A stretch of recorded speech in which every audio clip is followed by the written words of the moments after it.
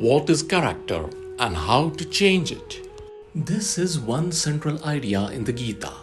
Work incessantly, but be not attached to it. Samskara can be translated very nearly by inherent tendency.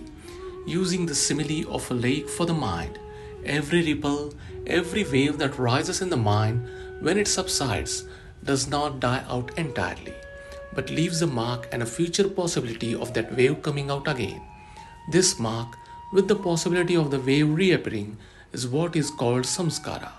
Every work that we do, every movement of the body, every thought that we think leaves such an impression on the mind stuff, and even when such impressions are not obvious on the surface, they are sufficiently strong to work beneath the surface subconsciously. What we are every moment is determined by the sum total of these impressions on the mind. What I am just at this moment is the effect of the sum total of all the impressions of my past life. This is really what is meant by character. Each man's character is determined by the sum total of these impressions. If good impressions prevail, the character becomes good.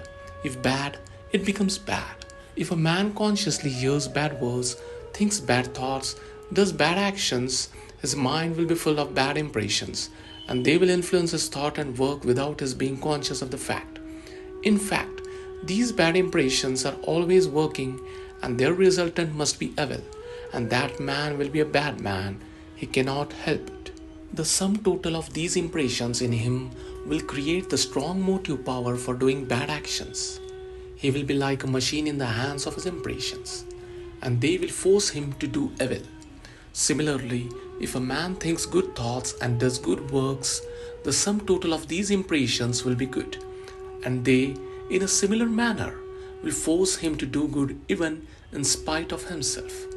When a man has done so much good work and thought so many good thoughts that there is an irresistible tendency in him to do good in spite of himself, and even if he wishes to do evil, his mind, as the sum total of his tendencies, will not allow him to do so.